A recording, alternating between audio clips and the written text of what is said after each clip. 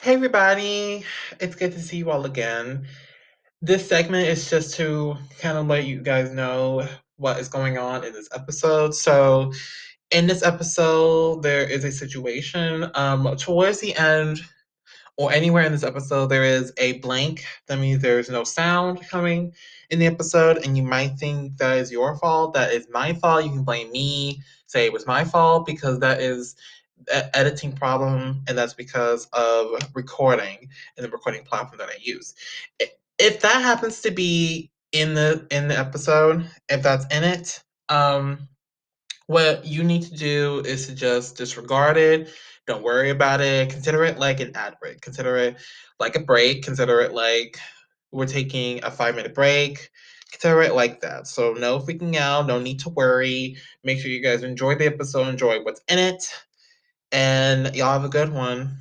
And enjoy this one. Really enjoy it and have fun. And please disregard the blanks in there. Consider them breaks. Hope you guys enjoy this episode and thank you guys for understanding and for your cooperation.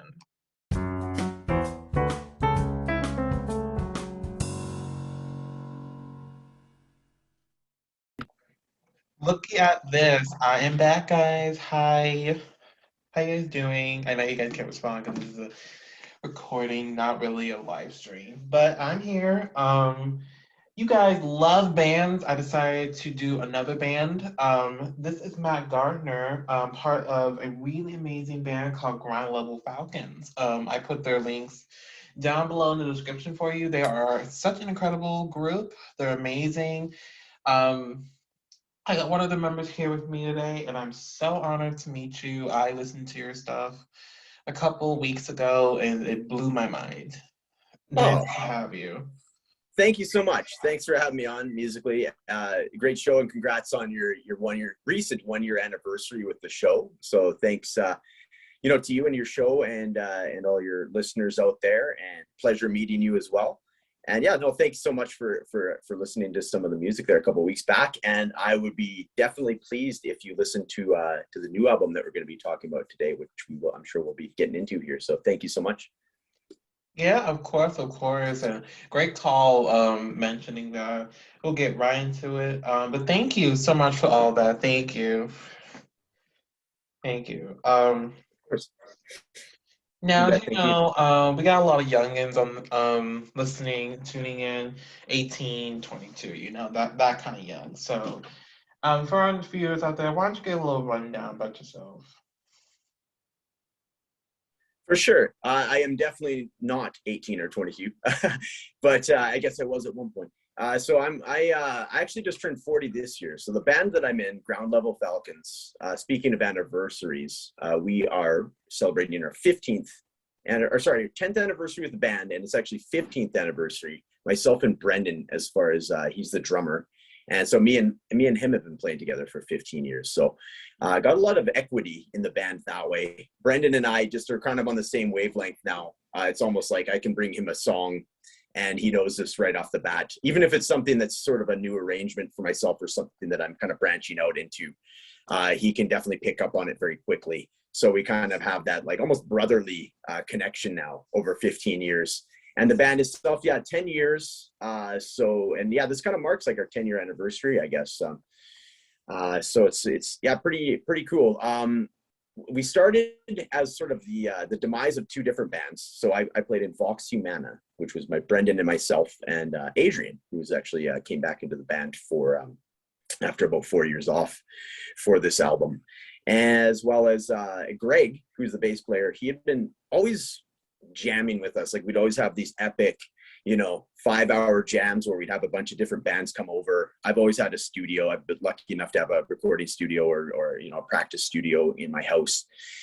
And we'd always just have a bunch of bands come over, sort of like-minded people. And it was always a good time, right? So when we were younger, more so in our 20s, we'd have this kind of collection of bands that would just come over and hang out, and we just share instruments, and who wants to play bass now, and somebody would sit out and kind of switch it up that way. And so Greg was always playing with us and performing with us in some fashion or another, but he ended up joining the band officially in 2011 after his band that he was in, Axiomatic, who's a fantastic band, by the way, definitely worth checking out. So then he joined the band after that. So it was kind of like a long time coming. We had always been friends, and so then when he joined, I mean, he's the kind of like the classically trained musician of the group. He went to Grant MacEwan, which is the music school here in Edmonton, Canada, where we're from. So he has a performance major. He can play jazz. He can play stand-up bass, country. He can play everything. So he's a strong presence in the band. And it was nice to have him. He was actually off for a couple of years as well. So he came back for this album. And yeah, so we're back and we're one big happy family again.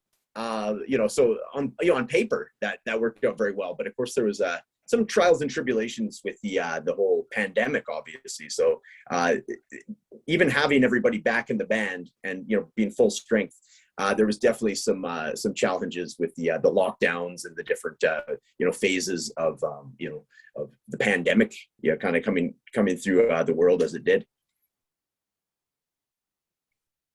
Oh, yeah. Wow, okay. I'm sorry, I'm just taking it all in. Yeah, for sure. You guys are very musically inclined, I can tell. You all have been doing it for a very long time, and congrats, 10 years. That's amazing. Yeah, thanks. For sure. It's man, I don't know how it is for you, but it's kind of like the older you get, the quicker time goes by. It's 10 years. And on one side of things, it feels like 10 years, of course, because you can kind of reflect back on it. But man, it went by very quickly as well. Yeah. And yeah, I feel like that. Every time I age, I always have this weird feeling the more you get older, it feels like you have less time, and it feels like time's getting more faster. Oh, for sure. No, yeah, you get that too, for sure. Yeah, definitely. So we're on the same page. But I know you're excited to talk about your album because it was just released today, right? It was released today. Absolutely, yeah, that's right. So we did, September. I guess time of recording, I'm not sure if you post this the same day or whatnot, but September 22nd, 2021. So it came out today. And as far as if anybody wants to look it up, it's out on Apple Music and Spotify. And there's pretty much any other the big hitters, YouTube Music, Deezer. I know at the end of the day, the majority of people are, all about Apple Music and Spotify. So those are the two kind of heavy hitters. But if there's anything else, I mean, you can pretty much find us anywhere now. There's even like Amazon YouTube Music and all the Deezer. I want to say iHeartRadio. All the different ones, which are of course linked in our in the Bandcamp account. That's kind of like our hub. And if you want to just check us out at groundlevelfalcons.bandcamp.com, that's kind of like our sort of unofficial website, I guess. And that'll be where you can stream any of our albums. We've got our full discography on there. But yeah, the album came out today, so very excited about that. And that's kind of why I'm on the show today, is to kind of champion that and get the word out on that. So. Wow, I'm so excited. I mean, wow, I gotta check it out later. I would have done it earlier, but I just had so much stuff to do. I would have earlier, but now I know, and now I'm gonna check it out. So yes, it's the 22nd, and I'm so happy. This is like your 6th album, right? You made 6 albums as a group. Correct. That's right. So there was actually, so in 2014 and 2015 we did it was 2 EPs. So it was called Revealer Side A, Revealer Side B. So we recorded them as it's basically forms as one album. Like if you play, it's kind of like almost like an old school record or vinyl where you have the side A, side B type thing. That's what we were going for with it. So if you kind of combine those two, that is an album in itself, but they were released separately. So under that light, yes, we've had 6 releases over the last 10 years. And if you put them together, though, I guess it'd be 5 full-length albums, if you get what I mean with that. But yeah, so this is our 5th full release, I guess 6 if you split the 2 EPs up as we did, though. Right. But yeah, I'm so happy for you. And yeah, I'm Thank excited. you. Let's get into it. That's what we're here for. Yeah, thanks. Firstly, I want to know, like, how long did it take you to complete the album?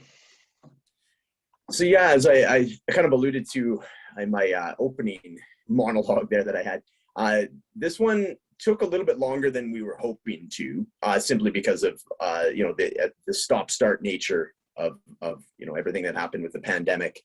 So all in all, it took, I want to say, just about 18 months. So it's funny the way, timing is everything.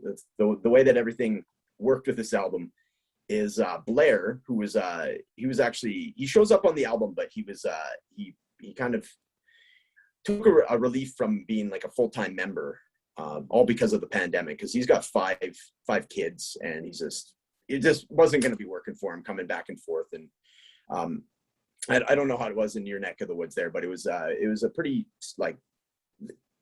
I guess aggressive lockdown as far as like the first wave in 2020 with the whole COVID thing. So he ended up taking a leave of absence from the band at that point. So I had just brought this new batch of songs to the band, literally the weekend before that whole pandemic, that first crazy wave, like where, Tom Hanks got in and Australia shuts down and then the whole world shuts down, the NBA shuts down. I had that batch of songs sort of in my back pocket, and what I always do is I always go out somewhere, usually to like the mountains or like like a cabin somewhere, to just basically be away from distraction. And that's where I finalize all my songs, my lyrics, the song ideas, and then I'll record like an acoustic demo of the songs, and then I bring it back to the guys. They can listen to it, and then we start working on them. So that was that weekend, as we were about to start working on them, and then everything was just like, man, what is going on? Like the world's not ending, but the world is certainly changing drastically. So, having said that, we kept pursuing the songs as best we could under the circumstances for the next couple months, and then at a certain point, Brendan, the drummer, who also has a young family, he's got a couple of young ones with him, basically had to kind of draw the line. Like they basically said here in Alberta, Canada, like no gatherings, don't go over to your friends' houses. Like we have to kind of figure this out. And that was September, sort of the cold flu season, September, October of 2020. So there was a big gap, I want to say, of close to at least 3 months, maybe even pushing 4, where we didn't practice at all. So it was, the songs were just getting to the stage where they're getting refined and they're getting sounding the way that we want them to. And then it was just like, you cut the legs out from under you. So it was, I think there was, just because there was that 4-month gap that kind of threw us back. And then by the time you come back in the new year, I think we started jamming and rehearsing again early 2021. But it's almost, I wouldn't say like relearning the songs. It's not that, I mean, that's being a tad dramatic, but there was a great deal of trying to have to kind of get back on the same page. I guess it's like, the old phrase is it's like riding a bike, right? Like you're a little bit rusty. You know how to do it, but it takes you a little bit to get the muscle memory back. So the songs, and by that point, it's like, you're trying to get these songs back, and it's, I wouldn't say like pulling teeth, again, too dramatic, but it's, you're almost done with the songs, because you're like, you got them to a certain stage, you were happy with them, and then it's blackout. You're not practicing, you're not hanging out, you're not working on the songs. And then you're trying to recreate the magic that you get when you first have the song. Like the inception of a song is the most creative and the most magical time, is when you first start playing that song. And it's just like, man, and it either clicks or it doesn't. And then if it doesn't, you make some adjustments, and they're like, okay, there we go. That's how it's supposed to sound. And it's just this magical time. So you can't go back and try and recreate that, if you know what I mean. So it was a little bit tricky for us to kind of pick that back up. But having said that, we were able to do that. And then by about spring of this year, of 2021, is when Greg and Adrian were able to kind of get back in the mix. I was like, you know what, if we're going to be doing remote recording, so there's a lot of, Greg was recording his own stuff and dropping off CDs to me, because he's an old school guy, so he does CDs. So yeah, he dropped off all his bass lines that he recorded on CDs for me. And then Adrian, who actually lives about 14 hours away still, I was like, you know what, like if I can do this with Greg, certainly I can do this with Adrian as well. So I invited him to perform with the band again. And he did something similar and just recorded on GarageBand on his iPad and sent me his tracks. So then all of a sudden it's like, man, we got the full band back. And that's kind of what we needed to breathe a life back into those songs, because Brendan and I were both kind of looking at these songs going, man, it's really hard to sort of recreate this magic that we had, before the whole lockdown and everything. So that's kind of what breathed the life back into it. And then by the time I was mixing it and everything, which is, I want to say the end of the summer here, August, into, close to obviously what we're talking now, man, I couldn't be more happy with how everything turned out. So, long story long, I guess, it was close to 18 months, and it's just so funny that it happened to parallel the pandemic almost entirely. So it's definitely our pandemic album, but I'm super proud that we were able to, bring all the elements together the way that we did, and have it turn out as, in my opinion, beautifully as it did, despite all the, the kind of trials and tribulations and curveballs that were along the way. Yeah, definitely. And it looks like you got through the pandemic for it. If it wasn't for that, I don't think. I mean, could you imagine your album without the pandemic and you just had a normal kind of like life? You know what? That's a really good question. I haven't actually thought of that, but yeah, like, no, really good question. You know what? Honestly, like, if you just from you bringing that up, I'm just trying to think off the top of my head. I don't think it would be the same album. Like, I think we would have, we'd still be happy with it, but the but on there is, I don't know if I would have, with the elapsed time that we had, and the fact that we kind of had to go back to the drawing board the way that we did. I don't know if it would be the same one. I don't know if I would have reached out to Adrian. I don't know if I would have had some of the other elements that were incorporated into the album, as far as, what I was mentioning, like breathing some new life into the album. I don't know if we would have felt it necessary to do that. So very good point. Very good question. I think it would have been a little bit more of a stripped down album, maybe a little bit more aggressive sounding, a little more kind of straight ahead rock album. Whereas this one I feel is a lot more full bodied. It's got a lot of different elements, acoustic elements, and there's some piano, because Adrian does the piano and the keyboards, which is just as a whole, other elements to it that I honestly probably wouldn't have been in there had we not had the pandemic, as you mentioned. So no, a very good point. Oh yeah, definitely. And I'm so happy because you used the pandemic as a productive time, because Definitely. while Yeah. people were freaking out, you took the time and you were like, I want to release the album now. And, well, not release it, like, I want to work on the album, is what I should have said.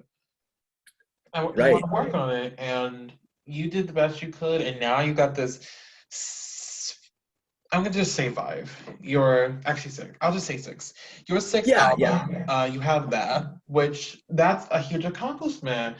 Because Little Mix also believe they are releasing they released their 6, so you're right along with them, which that's so amazing. That's cool. Yeah, that's awesome. Very cool. No, it's yeah, I like you were saying, I guess, like, that's, there's almost 2 camps, like when you're talking about with the pandemic. I don't know how it was for you. It sounds like you were quite productive as well, as far as, getting your podcast going and whatnot. But yeah, I find that there's sort of 2 camps. There's the people that were having a real tough time with finding a routine and finding a way to stay productive.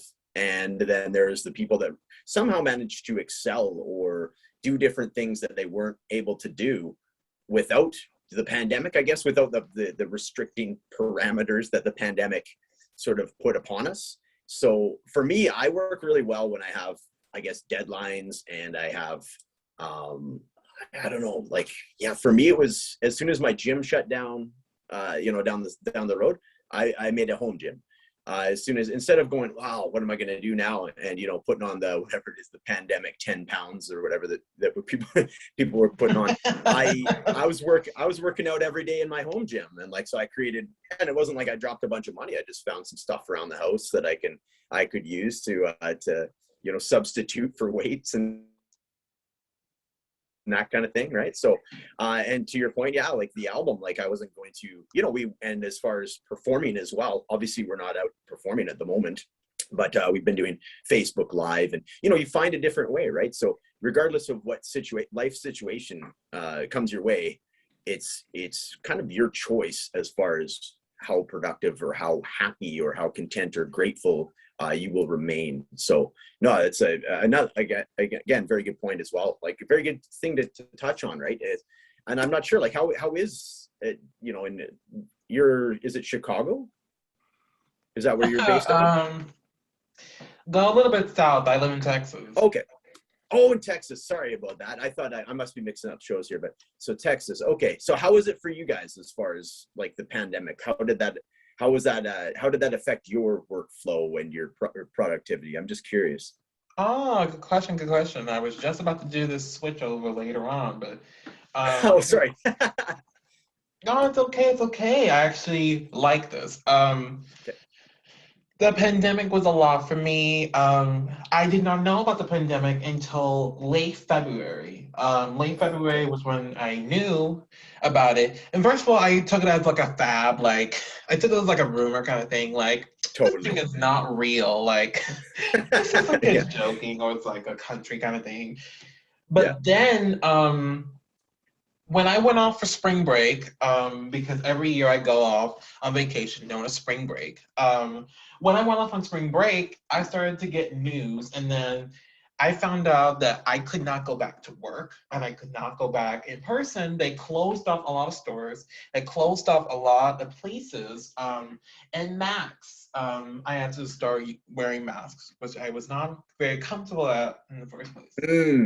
So that happened, and it was a lot for me in the beginning. It was because there was a lot of adjusting.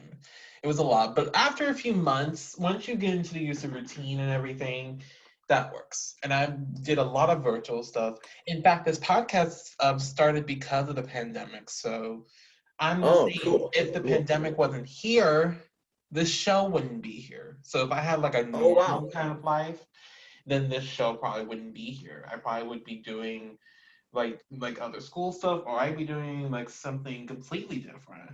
So right, interesting. Yeah, definitely 100%.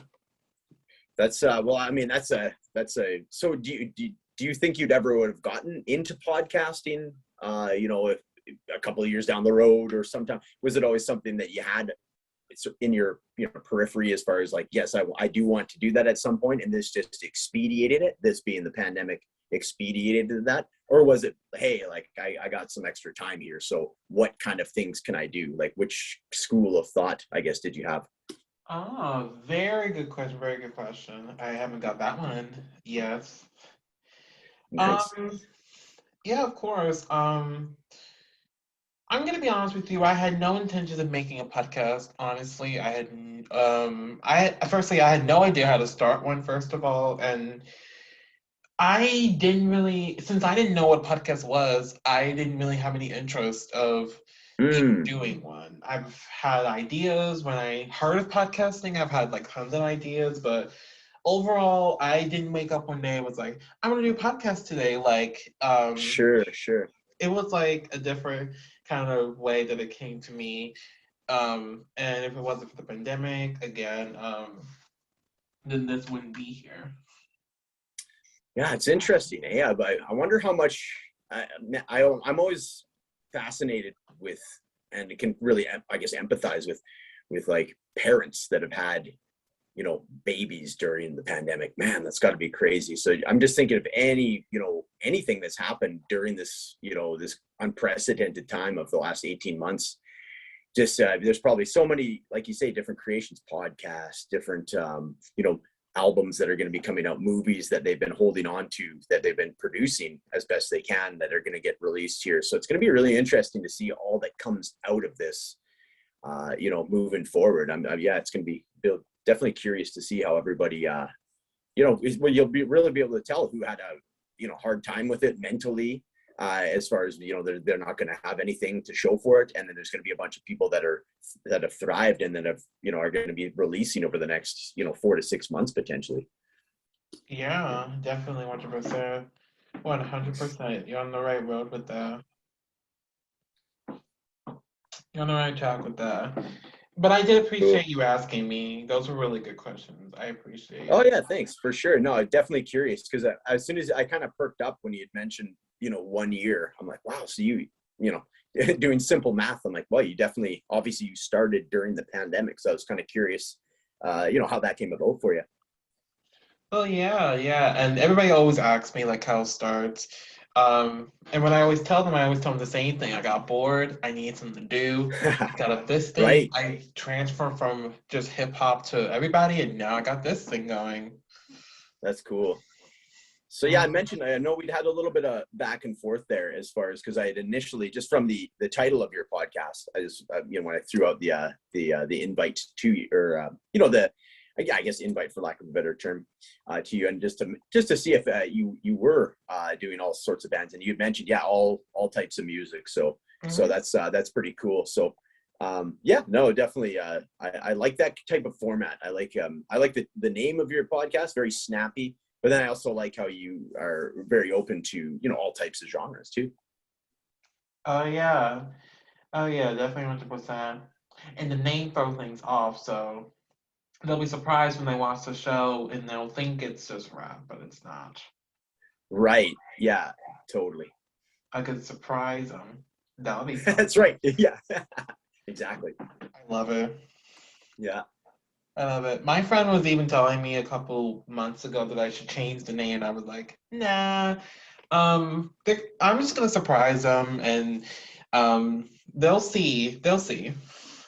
Yeah, no, exactly. It's just kind of one of those things like initially, people read it and maybe go, okay, well, there's a potential of pigeonholing, but as soon as you already got a year's worth of episodes. Anybody can go look at your body of work now and go, okay, no, there's more than that going on here. Yeah, in fact, we just went over 100 episodes, so that was like insane. Oh, that's fantastic. So you're doing a couple a week then, you must be. I do two a Oh, week. Sometimes I do three a week if it's like a big wow. schedule. Man, good for you. Like that's there's not too many people that can keep up with that. Like there's people get into it and they come out strong out of the gates and they'll do a couple episodes for the first week and then before you know it it's like one episode every 10 days and then it's one episode every month, right? So for you to consistently do that, like kudos to you. Oh, thanks. You gotta keep the audience active. You gotta keep them going. Absolutely. Yeah, for sure. No, that's great. That's yeah, really happy to hear that you're doing that show. And I saw you. Do you have plans to keep it up with that pace? Like, or are you gonna eventually thinking, okay, maybe one a week is good, or kind of I guess just sort of Um, play it by ear for no, now. I do not plan to stop it whatsoever. I'm gonna keep doing Monday and Friday. I love what it's Right. doing, and I'm gonna keep going. That's awesome. Good for you. No, congrats. That's yeah, that's noble and obviously you're a hard worker, yeah, to be able to keep up that pace for sure. Oh, thank you. You're too Yeah, nice. for sure. All right, but seriously, we're here for you. So first, well, actually, nextly, I wanted to ask, how did COVID play a part in this whole process? How did COVID get in tied with this whole album? So basically, a lot of sort of what we mentioned before, as far as it more or less, COVID itself just paralleled the album almost to the day. Like when we first started working on the songs to when we're releasing it here today, right? It was very much a background noise. More than that, even it's background noise the whole time, but there was certain times where it would actually step in and and cancel what was going on. So like as mentioned, the 4 month gap of not performing or playing or doing anything. That's the longest gap that I have personally ever had, and this is the longest gap I've had, like without performing live, as far as live at a music venue, since I was probably 18. So it's been a very, very long time. Basically, since I got into performing music, this has been the longest stretch that I haven't played out at a pub, at a nightclub or whatnot. So that is, yeah, very interesting turn of events, but luckily there is, the time that we live in, it's wonderful that there is the technology that we can do, these types of things, Zoom calls, There is Facebook Live, so we started doing some performances with that, and that is a whole different type of performance. I mean, it still allows you to interact with your audience. I mean, we talked about that as well. You know, it's important to keep your audience engaged. So, you know, with Facebook Live, it's quite fun because they can type in comments as you go, and you can kind of do shout outs. So, you know, it's the next best thing to playing in front of a live audience, because even if, you know, you're looking at your iPad and it's filming you and you're performing, you're still going to play more crisp and sharper than you would if you were just jamming, you know, just the two of us, right? If it was just Brendan and I, for example. So as soon as you have that little bit of, you know, I guess something holding you a little more accountable, and knowing that people are watching you, you can't see them, like they aren't in the same room as you, but you know that they're on the other side of the the other side of Facebook Live, and they're commenting, and it's a really cool experience. Actually, it was something that again, we kind of talked about this.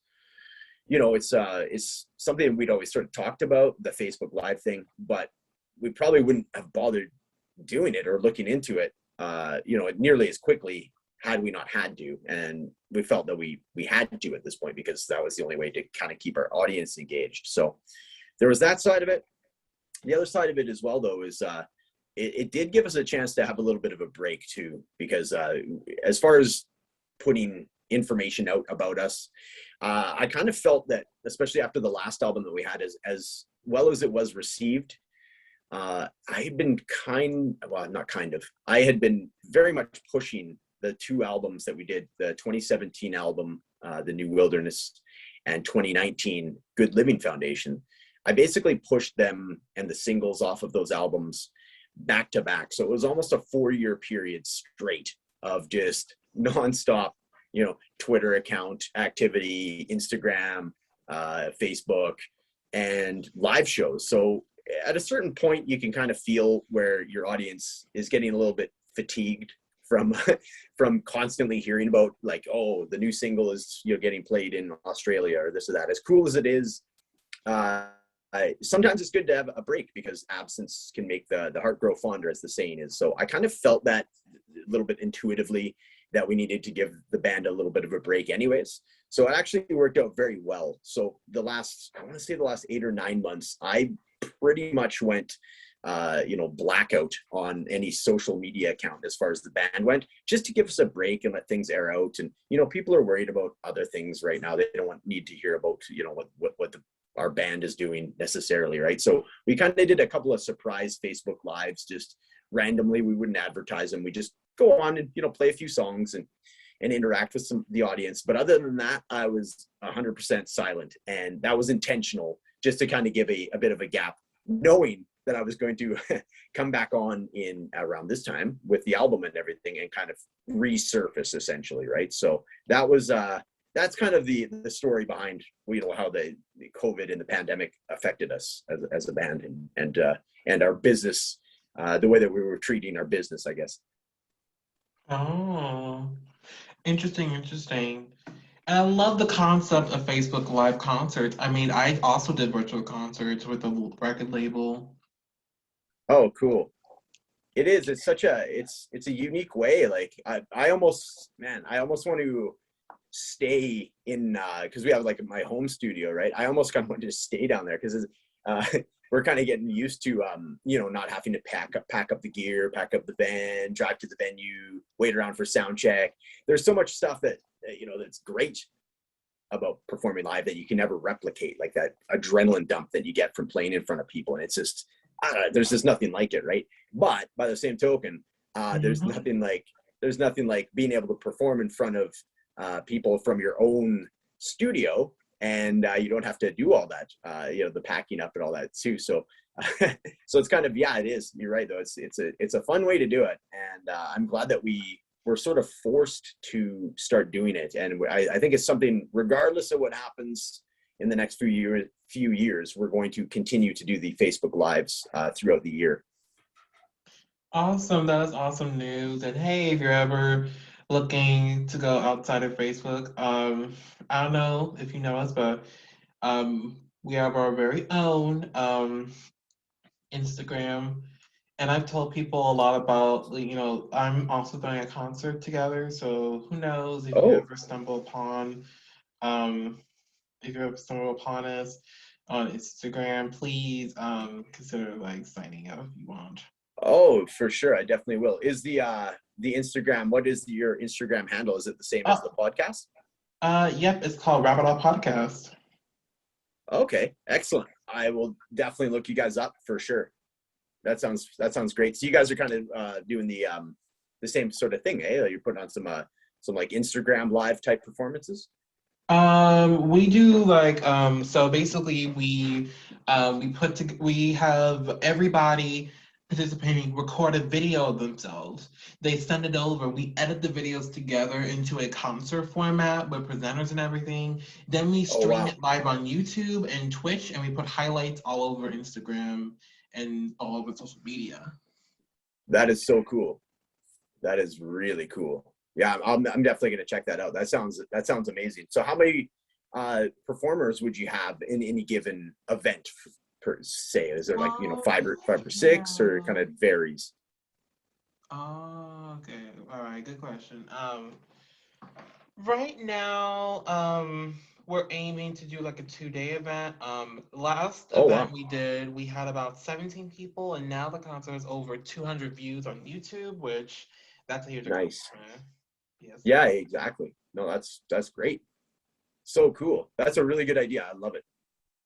yeah, absolutely. So if you're ever around the corner and you're looking for something fun to do, please check out my Instagram. It's at Wrap It Out Podcast, and I would appreciate a follow. I'm just kidding. I'm just kidding about the follow part, but Oh no, no, no. No, don't kid about that. We'll follow each other. How about oh, great idea, great idea. I'm on the app right now.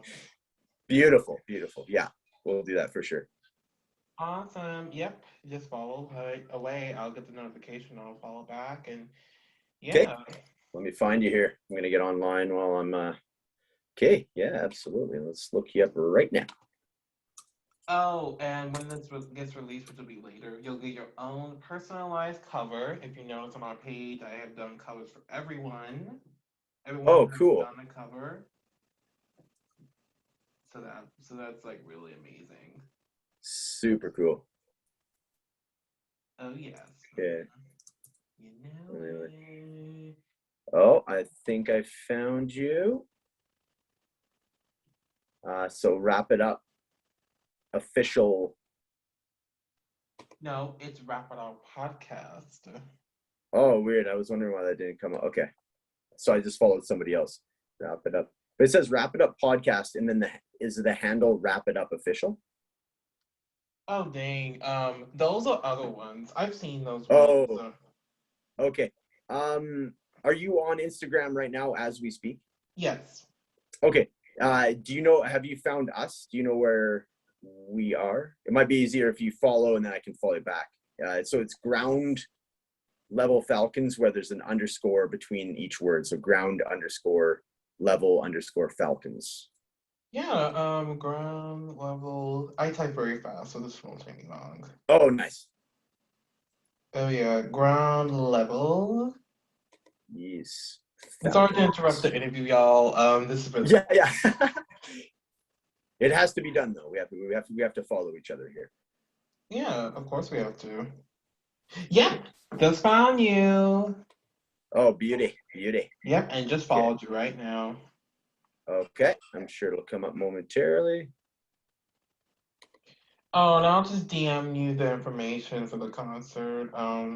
Yeah, for sure. Let us know. Let us know. We'll definitely we'd love to do a few songs and send them off to you. That'd be brilliant. Yes, absolutely. That'd be great. Yeah, so I'll definitely have to message. I'll send you one right now. And y'all can wait for a little bit. Stop judging us. Yeah. Sometimes that's how it goes. Okay, yeah. There we go. I saw you. So you should get a follow as well. I don't know if you want to confirm, but it looks like we followed you back there, so we're good. Yep, just saw you. Yes, and I already sent you Beautiful. information. Okay, perfect. No, that sounds great. Excellent. I love it. Love it. Yay. So whenever you get Nice. back to Instagram, there's the forum. Go ahead and sign up. We'd love to have you guys on. Oh, sounds good. Oh yeah, I saw that in the, yeah, I got it. Beauty. For sure. No, absolutely. We'll fill out the form and we'll go from there. Thanks for the invite. I really appreciate it. Yay, you made my day. Ha, you made my day. Aw, yay. Yeah. Excellent. Yay. Excellent. All right. I'm sorry, y'all, about that, but y'all can wait. That was really important. That's how you got to conduct some business sometimes, you know? Mm-hmm.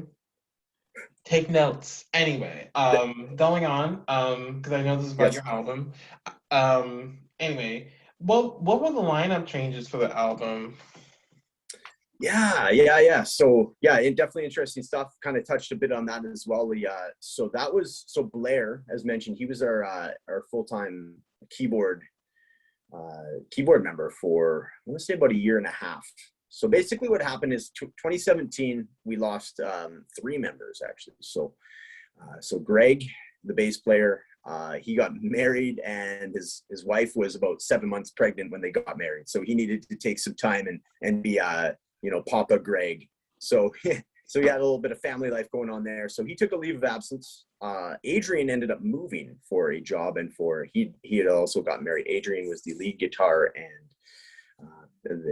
also keyboards, and he ended up moving about 14 hours away to Victoria, BC, which is on Vancouver Island. And so he had been gone for I want to say about 3 or 4 months before Greg left. So, and then we actually had one of my best friends, Brent. He was going to take over the guitar role for Adrian.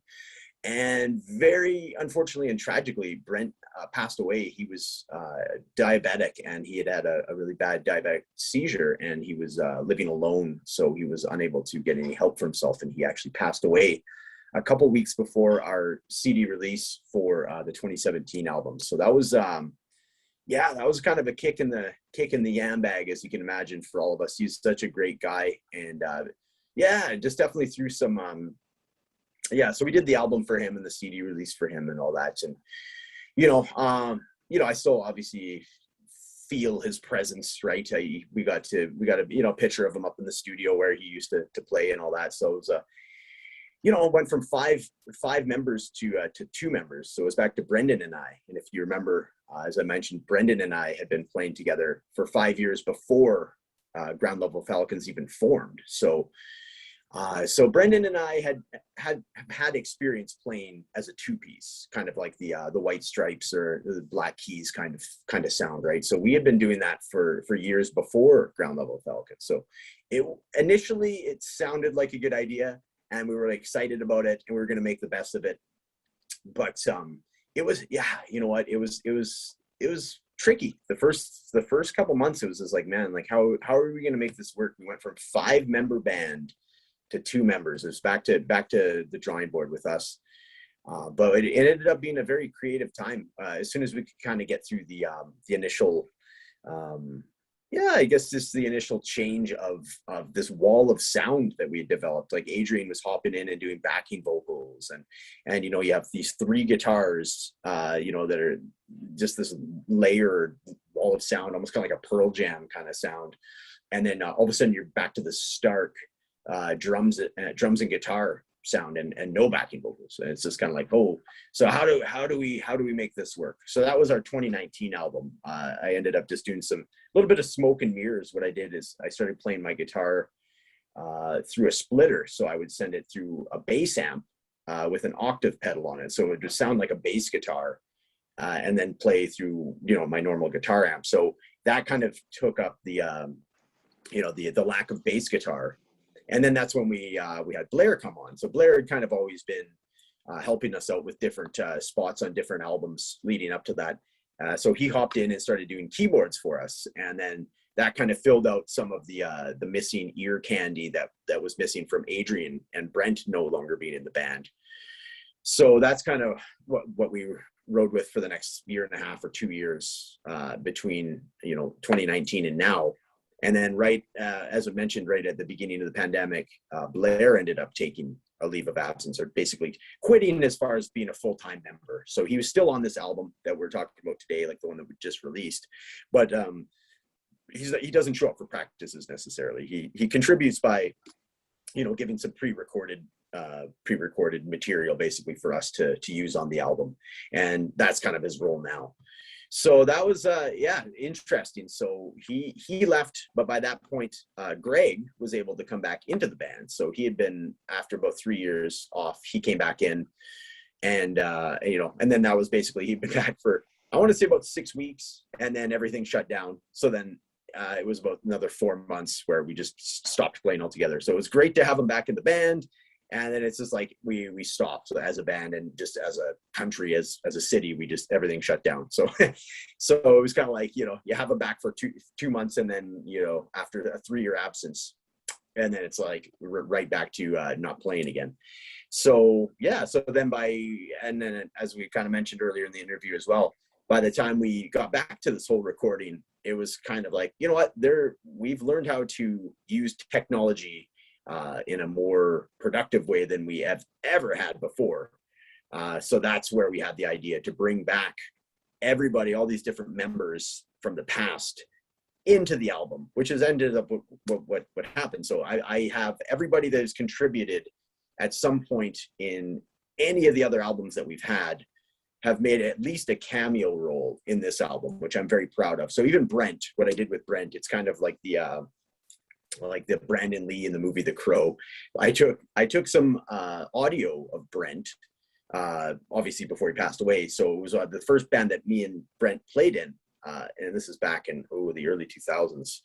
And so I was able to splice in some of his audio on the last song, which is Skyline, which is the title track of the album. So Brent actually makes an appearance. So it's kind of cool that I was able to get him on the album. And then basically everybody else that's contributed to the band over the years shows up. Most of them show up on that last song. Song 8 is kind of like this, like, I guess, mural or collage of different sounds to kind of end the album, kind of a psychedelic kind of dream sequence almost, that being song 8, Skyline.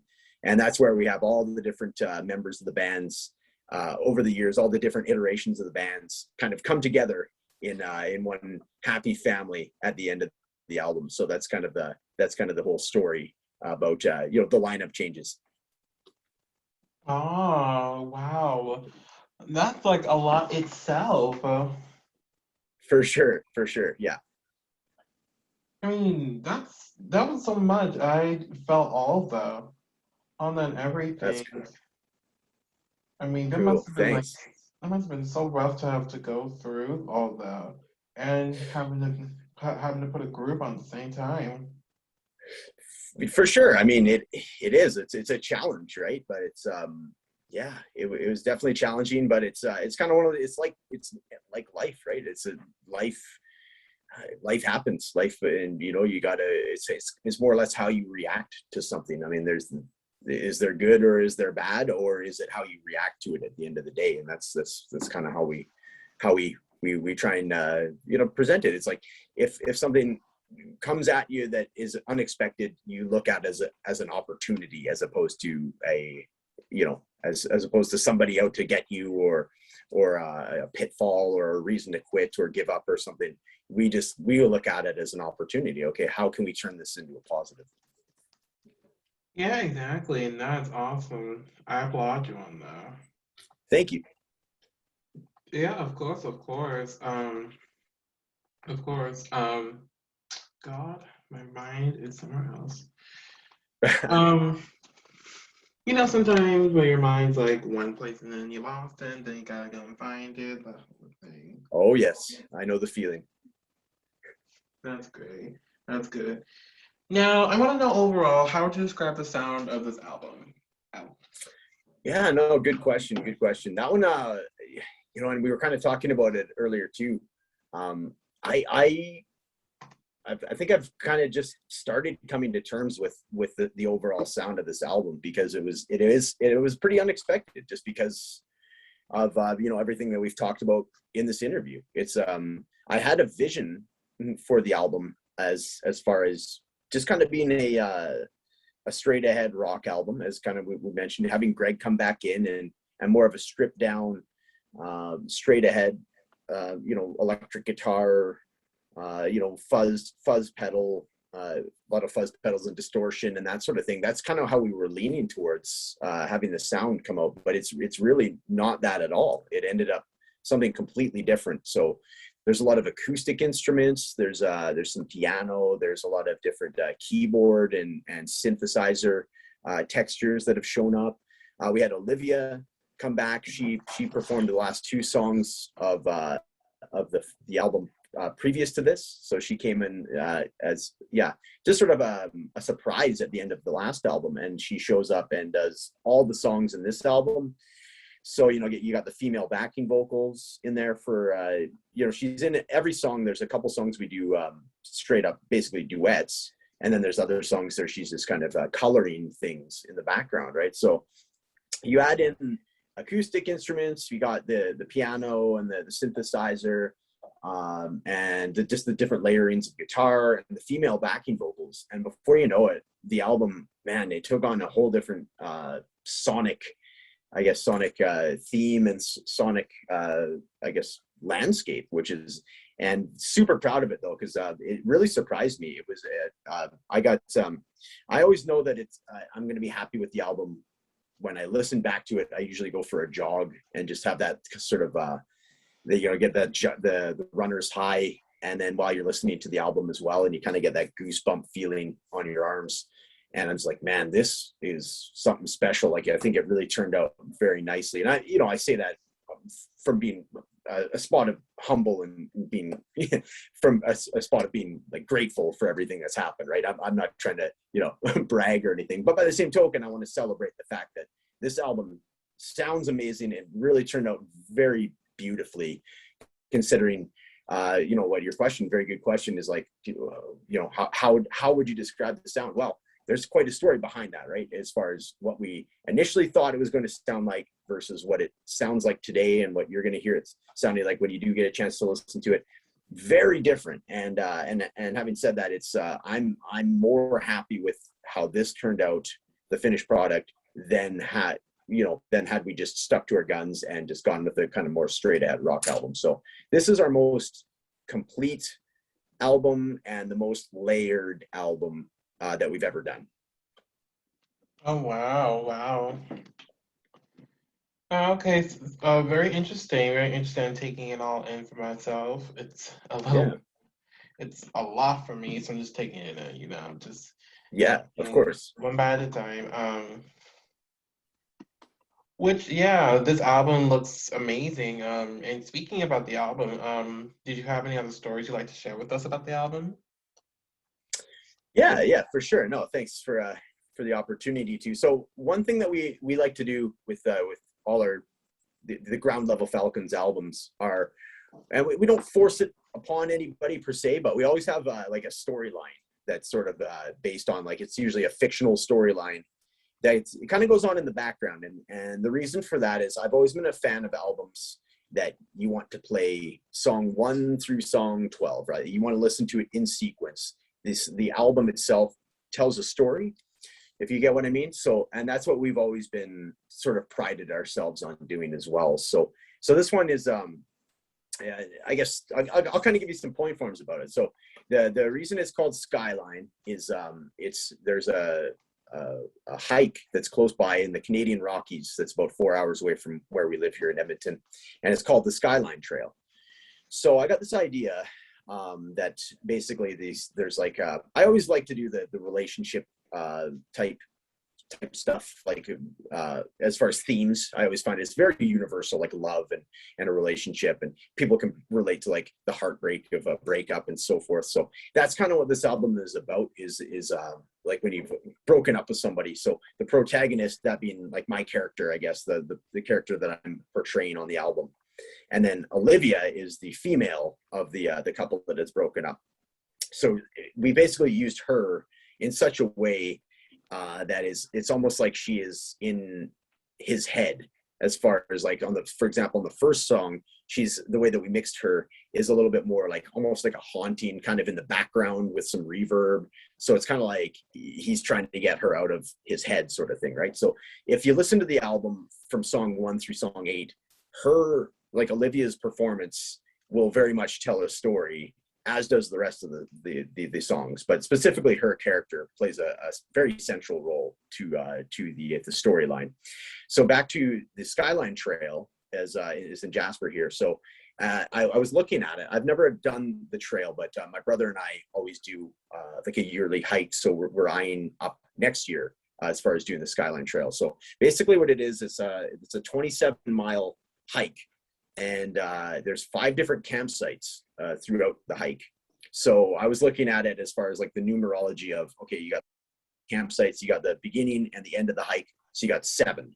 So we basically essentially have 7 songs on the album. Like it has 8 listed, but the first song is just like a little intro or like interlude, kind of like the opening credits to a movie type situation. So basically, as soon as song 2, which is the first official song, if that makes sense, The Human Trigger. So that's, and then the rest of those, if you count downwards, that's 7. So basically each song represents a spot on the Skyline Trail hike. And then to further that, I know this is getting a little bit out there, but each song represents one of the 7 stages of recovery or of grief. So for when you're going through a breakup or you've heard some bad news or something, I'm sure you've heard of like the 7 stages of recovery. So there's shock and denial, pain and guilt, anger, depression, the upward turn, reconstruction, and then acceptance and hope at the end. So each song represents a different spot on the trail, the Skyline Trail, as well as represents a different stage in the stages of recovery. So that the album kind of tells that story, the story of a breakup and the story of the 7 stages of recovery, as well as using the Skyline Trail as kind of like a metaphor for that exact story as well, right? So obviously that's not for everybody. Like not everybody needs to know that much about, some people just want to hear the songs, and that's perfectly fine. So we don't really shove that down anybody's throats as far as like, no, you have to listen to it in sequence because of this and this, because that's not for everybody. And some people do like just enjoying the music and they don't need to hear the whole backstory about, but I personally, just the way that I like to create, I love having different layers of things. And then I tend to think that people that do want to hear about this kind of thing, this just helps them identify with the album that much more. So that's kind of what we like to do with our albums. I know that seems a little bit, maybe a little bit layered and a little bit convoluted, but I personally, that's how I like to present art and present my art, and the guys like it too, right? Because I usually come up to them and go, hey, it's almost like presenting like the theme of like a movie, right? So then when we're performing it, they all know, okay, well, song 3 is, or song 4, I guess, would be Blood Memory, and this one is about anger and bargaining as far as a stage, and this is about halfway through the hike. So it's almost like you can kind of change your mindset and you can really get into like the story a bit, right? And then all of a sudden it helps with the performance piece because you know where you are in the story, and then it gives the rest of the bandmates something to kind of go off as well, if that makes sense. Yeah, most definitely. And don't be, and I wouldn't be ashamed of the process. I really think it's amazing that the whole process is that you give everybody associated, and you give the songs their own story and their own, the whole story. And I love it. And at the end you get a whole movie and a whole book for an album, and that's really like genius to me. Oh, thank you. Thanks. I appreciate that. Yeah, of course. Like you blew my mind when you started, telling me about stories, and I'm like, oh my God, like that's genius songwriting. Oh, thanks. Yeah, definitely the way that I like to present it, right? It's just, and it's there. If people want to get into it and kind of get into the backstory of it, they can. But if they want to just enjoy the music, they can too. It's sort of a personal taste or personal choice at that point. Yeah, most definitely. And overall, you got that great album going, which I'm so happy for. Thank you. Yeah, thanks so much. Yeah, of course. And I know this whole time's been about the album, but I also want to get in touch with you if that's okay. Yeah, of course. Yeah. So I wanted to ask you if this is okay too. I wanted to firstly ask though, how did the whole band get together and how did your whole musical journey start? So yeah, so the band, uh, as I kind of mentioned earlier in the interview, so Brendan and I have been playing since 2006. So June 2006, it was man, he was I want to say he was 17 or 18, and I was maybe 23-ish. So yeah, it was a man a while ago now. So and we were both from British Columbia, which is the neighboring province to Alberta, and we just happened to meet out here. And you can always kind of tell. I don't know how it is for you, like if you're from Texas, or if you you say, for example, if you've gone traveling somewhere and you meet somebody that you've never met before, but you both happen to be from Texas, and you can kind of just you have that bonding moment. You're like, oh, okay. You kind of just are like kindred spirits almost, right? So that was kind of us. And I'm really happy because that we started playing together, because I was always, I shouldn't say always, the last couple of years leading into that, I had been kind of the side man of a band. Like I'd been just the guitar player. I still writing a lot of the music, but I wasn't. I always wanted to be the singer. I liked my own lyrics. I guess I'm a bit of a control freak at the end of the day. I like to have my finger on a lot of the different aspects of what's going on. I've always been a singer-songwriter. I've always liked doing recording, the audio engineering, the mixing, the editing. So, maybe I do take on too many roles, but I enjoy it all. So I've always been very interested in all of it. So it wasn't really working for me being, just quote unquote, a guitar player. So I was kind of, I don't know, I just didn't have the best chemistry with the band I had been in for the last couple of years leading into that. And I didn't feel very fulfilled. And and then I met Brendan, and he had just moved to town. And it was just kind of one of those things, like when we're at a house party or whatever, like, oh man, yeah, we should jam. It's kind of one of those things where you say it and you never know if it's actually going to happen. And just by happenstance, one night we were both at a nightclub, like one of the bigger ones in town too. Like it's, probably, and how many people would have been in there? A good 500 or 600 people anyways. And we were both just on the floor, and we walked by each other, and I was like, oh, hey, what's up? And, and he goes, hey, are we actually jamming together sometime? I'm like, yeah, totally. Like I again, it just seemed like one of those throwaway things you say when you've had a couple of drinks or whatever. Right. And so we exchanged numbers that night. And then I want to say a couple of weeks later, we started jamming, and man, it was like the best feeling, because it was exactly what I needed and wanted. And he just got me right away as far as I started playing one of my more complex songs that had a really strange arrangement. It wasn't like verse, chorus. Like it had all these different parts. And every time I'd change, he would just intuitively change with me. And he was such a hard hitter and such a laid back dude as well.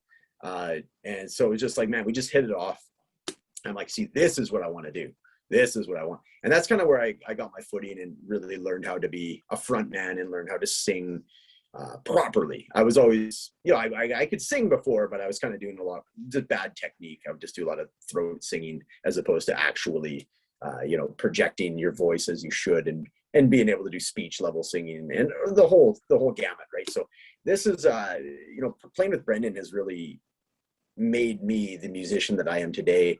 And I venture to guess probably the same for him. He seems like the kind of guy, he's been super loyal, where he had, a few opportunities to join like different, he was kind of got like that punk rock, like the hardcore punk rock background, where he's always sort of had the opportunity to slide back into those roles, especially earlier in our music career.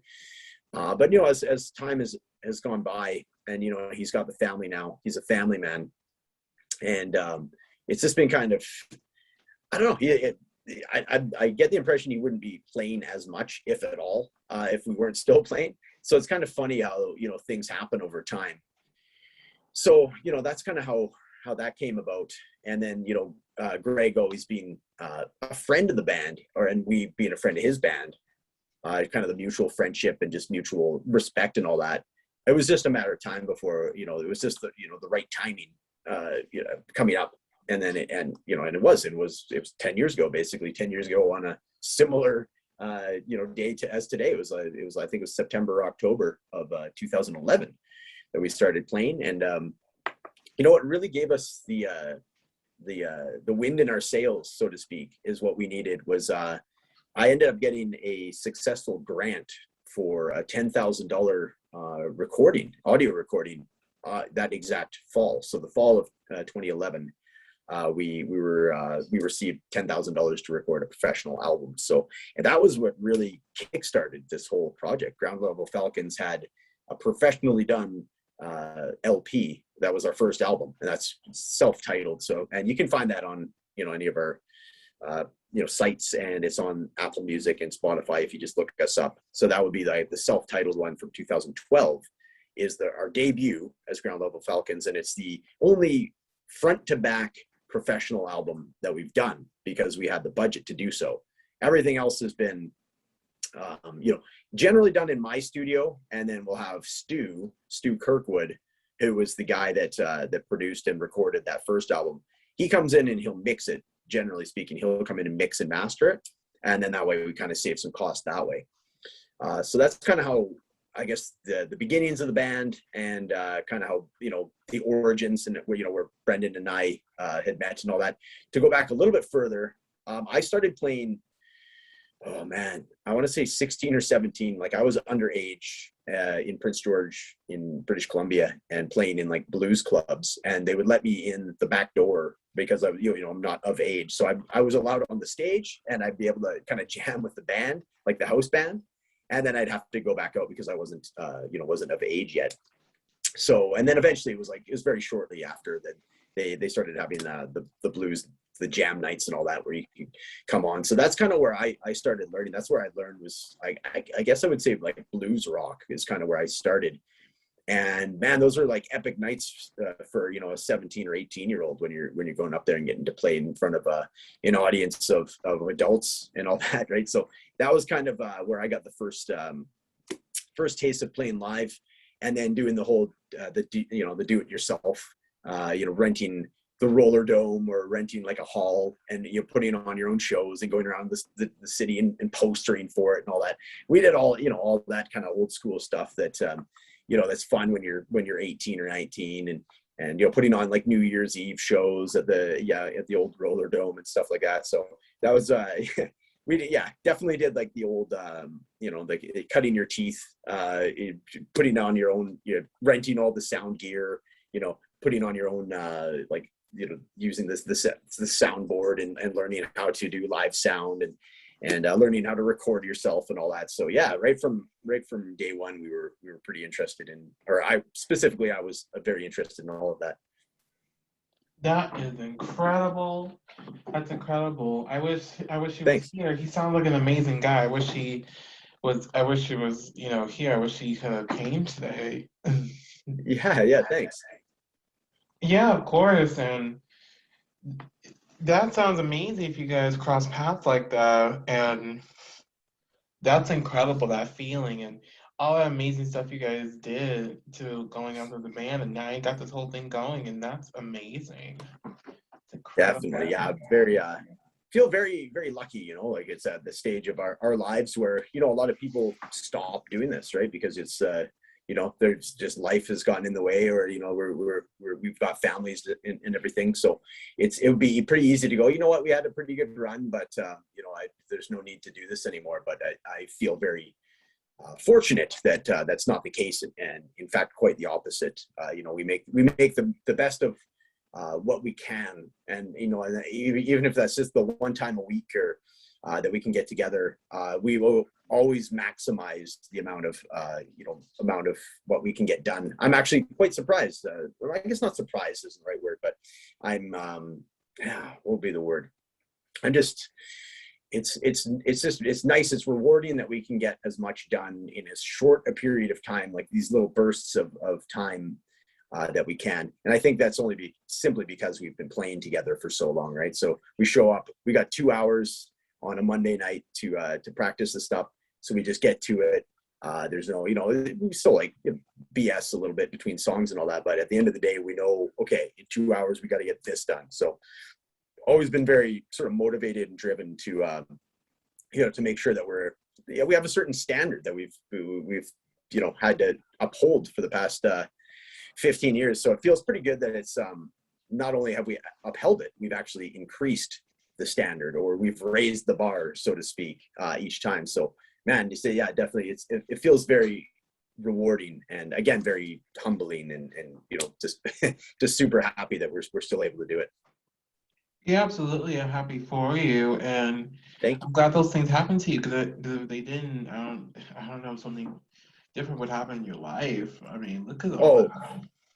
For sure, there'd be a missing element, right? It's just I might not have as much time for music in now, but when I do, it has a whole different weight to it, right?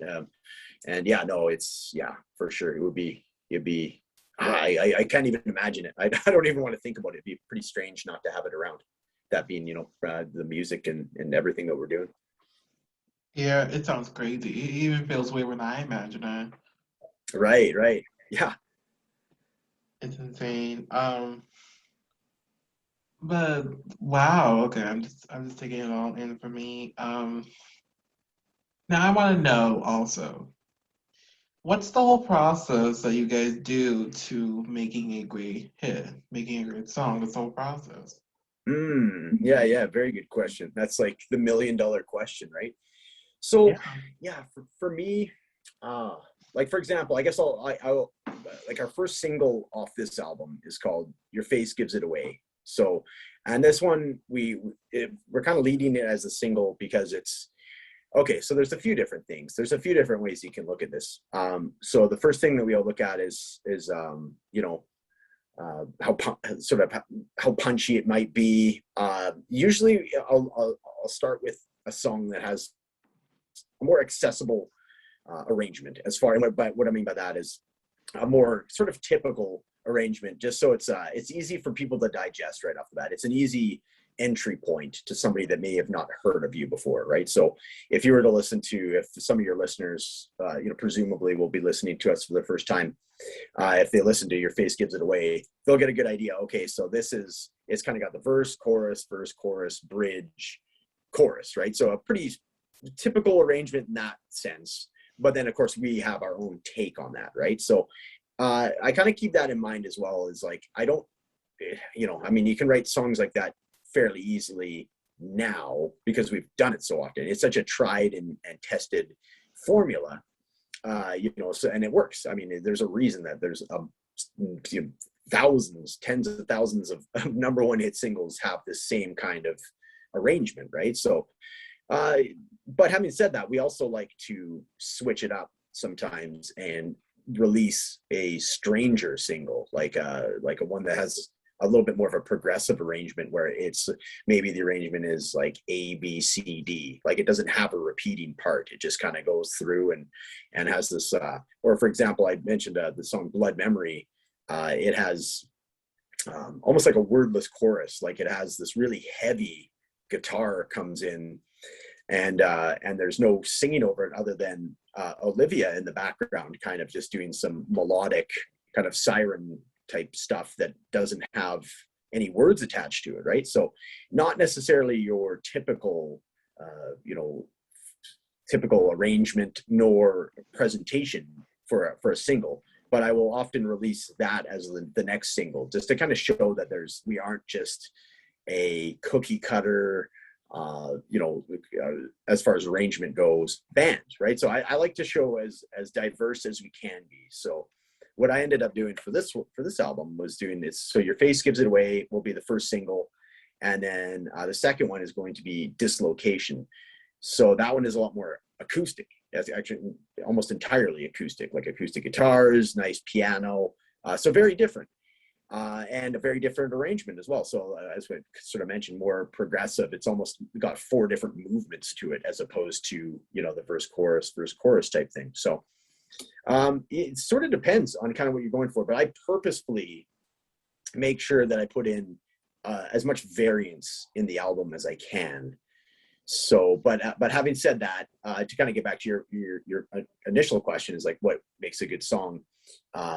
I will always lead off with a single that is sort of the most accessible, because, at some point you got to realize that you're still, you know, we have our fan base, but we're always trying to grow our fan base as well, right? So I try to start with a song that is the most accessible as far as what people are used to hearing. So that's what we started with, Your Face Gives It Away.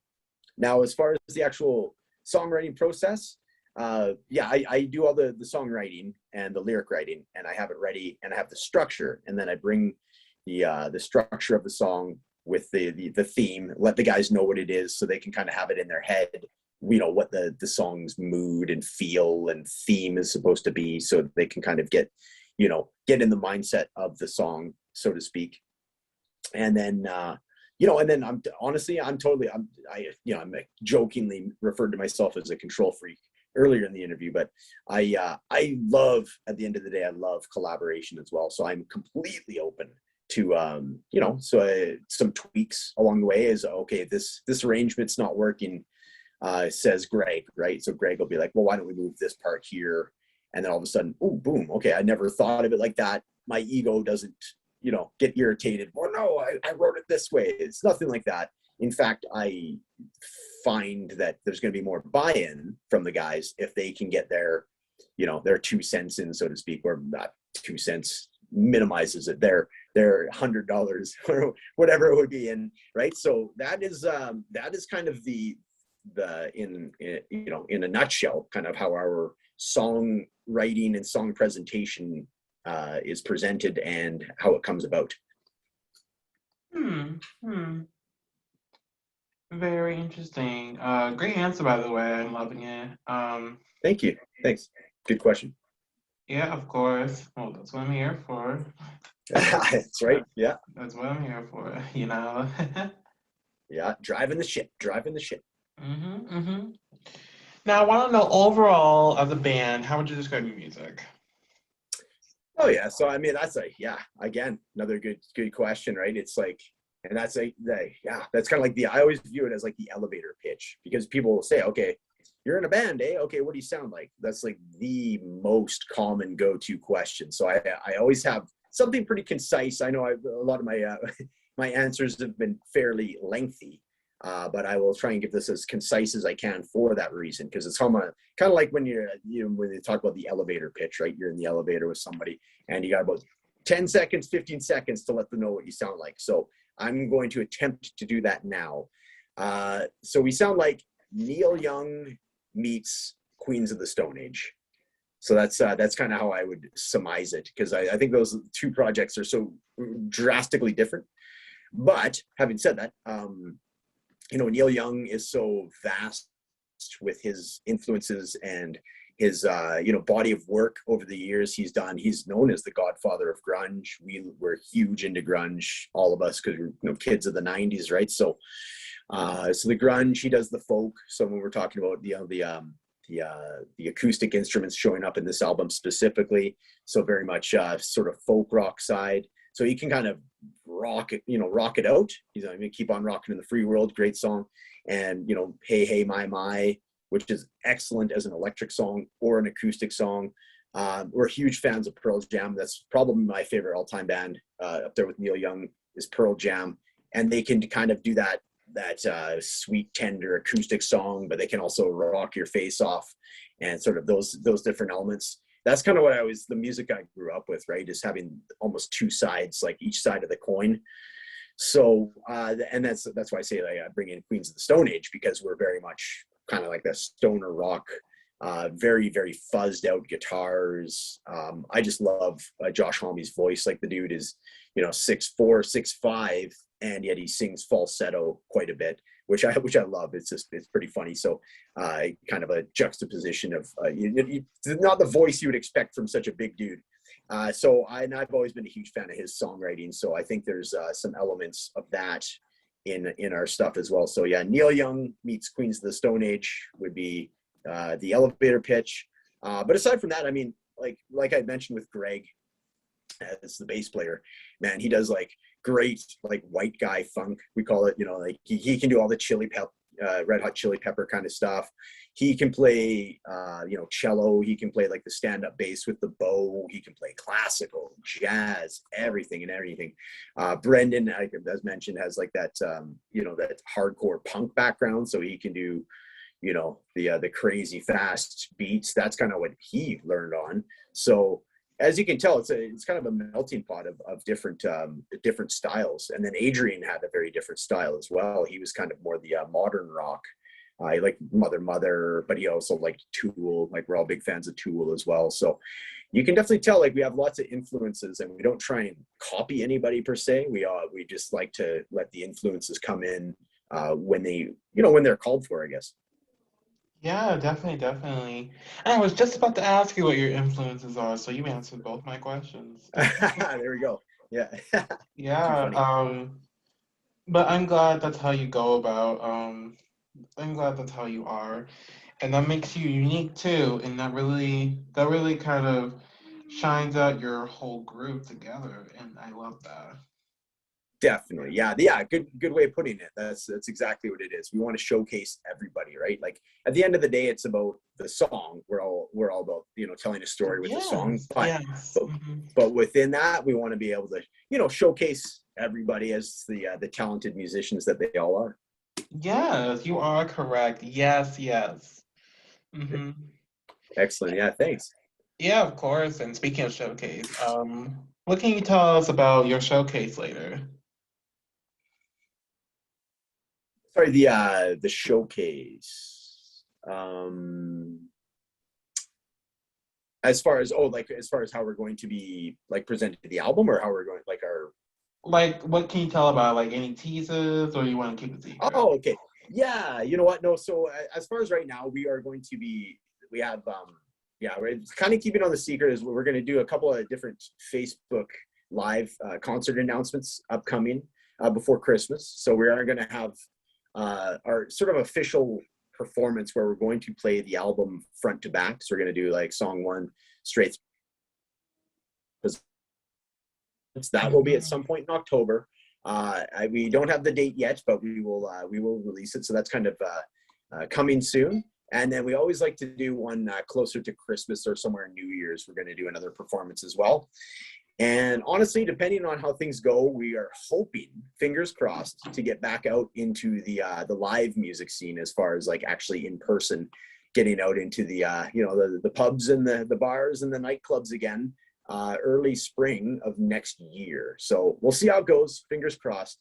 But yeah, that's the idea. Just as far as helping showcase this album further as well. I got a few other interviews coming up as well. So definitely keep your ears open for that. A couple more radio programs that we're going on, or specifically I'm going on. But you are the first. So again, thank you so much for having me on today. It was a great conversation, and I just couldn't thank you enough for having you. You're the first podcast to kind of help break the album here. So thank you. Oh, of course. Thank you so much for coming by. I was actually talking about the showcase you're gonna have on the show, but thanks for sharing what you're gonna do in the future. Oh, you're okay. So as far as the songs that we're gonna be playing. Mm-hmm. Oh, gotcha. Okay, so yes, the songs that we're going to be playing that your audience will hear again. Just then, thanks to your audience as well for listening in, and I really like to hear what you guys and gals all think of the song here. So the first single is going to be "Your Face Gives It Away," so that'll be song number 1, and then the other one, as mentioned, it will be "Dislocation." So those will be the 2 songs that we're going to be playing here at the end of the podcast. Yay, awesome, great news, and thanks for filling us in what's gonna happen in the future. And again, really, thank you so much. I cannot wait for what the future holds for you and your group. I'm so proud of you guys. You guys are so amazing. Thanks. Thank you so much. And yeah, again, thank you to you, and congrats on the success of your program here. And yeah, keep up the great work. Like, I know how much work goes into, especially 3 episodes a week for a year. Like that says a lot about you and your work ethic and just your listeners and everything. So honored to be on the show today. And yeah, absolutely. We're definitely going to keep in touch. Obviously, we're following each other now on Instagram and all that. And I'm very much excited to see what comes out of your side of things as well. Oh, thank you. I appreciate you. And this has been very great. I know by the tone of your voice, I know you got a lot of things to do in your end. So, you got any lastly things for the fans before we head off? Yeah, yeah. You know what? I think that's pretty much it. I'll just sign off with definitely check out the album Skyline on. It'll be on Apple Music and Spotify and basically anywhere else. If you boycott those two platforms, we can pretty much be found on any of the other musical platforms that you can find, as well as groundlevelfalcons.bandcamp.com. So that's all Ground Level Falcons, all one word, .bandcamp.com. That's kind of our hub, our sort of unofficial website. We got the whole discography on there as well. And, contact info. So if you ever want to reach out, is on there. We also, pretty active on Facebook. So it's just facebook.com/Ground Level Falcons, all one word. And we're of course, on Instagram and Twitter and so forth. All the regular culprits there as well. So, I'd love to hear from any of you, and just let me know how you like the songs. If you do or don't, either way, I appreciate you listening to them. So that's great. And again, thank you so much. Yeah, of course, of course. Thank you for those last few words. Y'all make sure to check out Skyline, now released on all platforms. I dropped links down below for everybody to listen to. Give these guys a listen. They're amazing. As always, make sure to check out our social media. Everyone on Wrap It Out podcast. Not Wrap It Up. It's not Wrap It Up. And it's not the Wrap It Out. I saw it on Instagram. We're the only ones. We're the only ones with Wrap It Out podcast. We're the only ones. There we go. The one and only. The one and only. We're the one and only. And I've even tried to search up another one like us. We're not. We're the like the only ones. So we got that. There we go. That makes it easy, eh? Yeah. So, please do not get it wrong. Just begging you, please don't. That's right. Excellent. Yep. I'm searching it up right now, and we're pretty much the only ones. So we got lucky. Excellent. Okay. Yeah, beauty. That's great. Okay, and yeah, musically, thanks again. I will send you those MP3s here. I'm actually gonna have a quick bite to eat, but I will send them to you a little bit later tonight. Is that okay? Yeah, absolutely. Absolutely. Take your time and send them away. Oh, beautiful. No, that sounds great. Okay, and thanks. Yeah, let's keep in touch. I'm sure we'll talk to you sooner than later. Yeah, I'm excited. By the way, for the fans, where are you most active? Like, if they want to message you, where are you most active? You know what? Yeah, good question. I check Facebook. I guess maybe old school a bit that way. I check Facebook more often than not. Twitter, I find to be a little bit negative. Like, it gets a little bit riled up there. So I use it obviously for advertisements. Instagram, I can see myself just spending a lot of time on Instagram. I love Instagram, so I kind of try and keep myself to a minimum on Instagram as a result. So definitely Facebook. That would be the spot to get a hold of me. All right, perfect. And I'm gonna have to message you again on Facebook because we gotta keep you updated. But thank you. We all want to know. So in the case they want to text you or anything. Of course, yeah. No, I'd love to hear from anybody and everybody. Awesome. All right. I think that should be everything. Thank you all for tuning in tonight. Check out their new album released fresh out of the oven. Check it out. Check out social media. Thank you guys so much for coming by. And I think that should be it. Thank you, Matt, for coming by. We'll keep in touch, and I'll be messaging you later on Facebook. So check Messenger. That sounds great. Thanks so much, musically. I'm definitely so appreciative, and just pleasure was all mine. Thank you so much. Yeah, of course. You've been so amazing, and I know you gotta get going, but I appreciate you taking an hour out of your day to do this. You've been so amazing, and I cannot wait for more music from you. Oh, thank you. Thanks for the kind words. And yes, feeling is completely mutual. I really appreciate you taking the time. I'm sure you're very busy as well. So, but it's really great to connect and meet a new friend. Like, you can tell that we're going to be friends. So very much appreciate it. And we're going to be friends for a very long time. Yeah. There you go. Love it. That's excellent. Well, have a great rest of your night. And yeah, I'll be in touch shortly with the I'll look for you on Facebook and or your invite, and then I'll send you the music here right away as well. Awesome. Yeah. I set a trial so let me know if you get that, and if not, then I'll have to figure out something else. Yeah, for sure. I'll definitely let you know. Oh, and I also have Facebook. It's called I think it's called Wrap It Out Musically. But if you search up Wrap It Out, we'll have like a page, and you can just message me if you want. Okay, for sure. I'll look for that. You bet. Awesome. Awesome. All right. Now that's really good. Thank you so much. And yeah, I'll see you guys in the next one. Bye, y'all. Take care.